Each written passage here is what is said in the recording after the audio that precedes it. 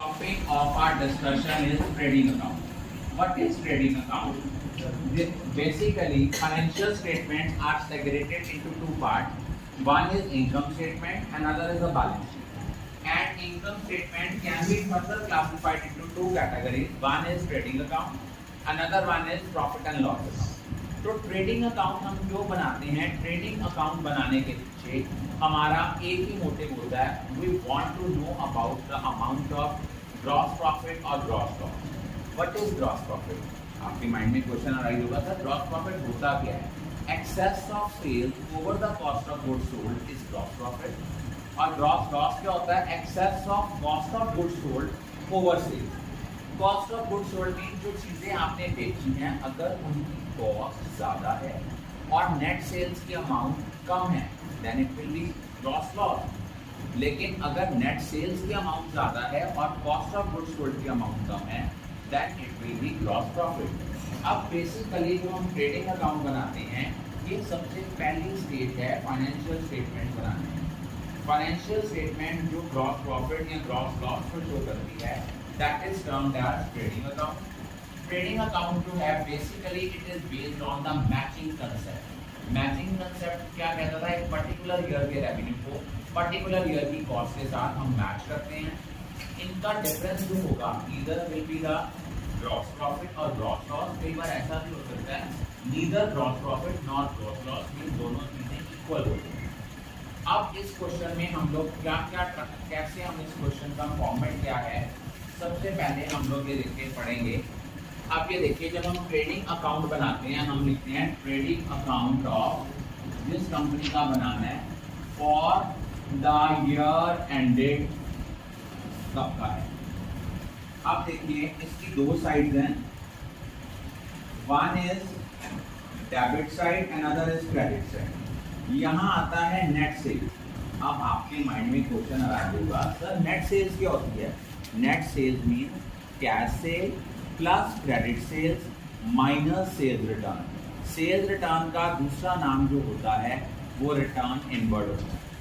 अगर आपकी कोई सेल ऑफ स्क्रैप है, फैक्ट्री है, वहाँ पे रॉ मटेरियल की स्क्रैप है, उसकी सेल है, वो आपका ट्रेडिंग अकाउंट की इनकम. और ट्रेडिंग अकाउंट की क्रेडिट साइड पे एक आपकी लास्ट आइटम जो क्रेडिट साइड पे आनी है, that is closing stock.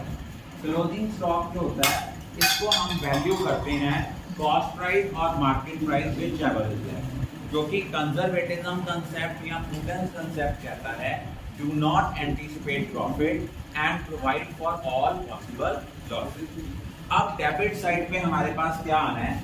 Debit side पे ये जरूरी नहीं है हमारा ऑर्डर सेम हो, आइटम ऊपर नीचे हो सकती हैं. ओपनिंग स्टॉक आना है, यहाँ पे नेट परचेजेस आना है. एक चीज याद रखना, नेट परचेजेस जो हैं, it means cash purchase plus credit purchase minus purchase return और रिटर्न आउटवर्ड.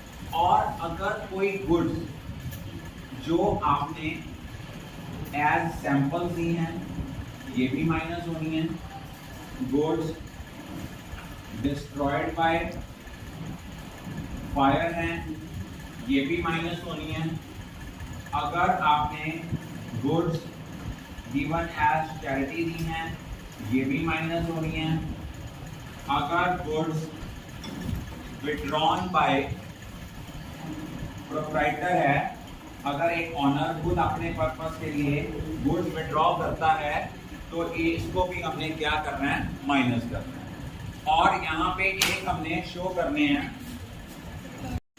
हम लोग डिस्कस कर रहे थे कि ट्रेडिंग अकाउंट की डेबिट साइड पे क्या क्या आता है? ओपनिंग स्टॉक, नेट परचेजेस होता है cash purchase plus credit purchase minus purchase return और return outward.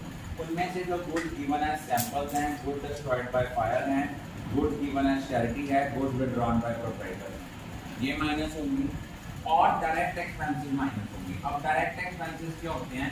Up to the purchase of goods और मैन्युफैक्चरिंग ऑफ गुड्स तक के जितने खर्चे हैं वो डायरेक्ट एक्सपेंसेस हैं. मैन्युफैक्चरिंग वेजेस, सिंपल वेजेस लिखा है, वेजेस एंड सैलरीज लिखा है, तो वो भी डायरेक्ट है. लेकिन अगर सैलरीज एंड वेजेस लिखा है, वो डायरेक्ट नहीं है.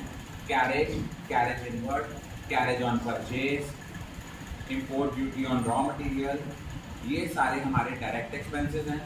और अगर हमारी क्रेडिट साइड ज़्यादा है और डेबिट साइड कम आती है तो डिफरेंस जो होगा उसको हम लोग यहाँ पे शो कर देंगे एज ग्रॉस प्रॉफिट, अदरवाइज ये होगा gross loss. I think all of you are clear.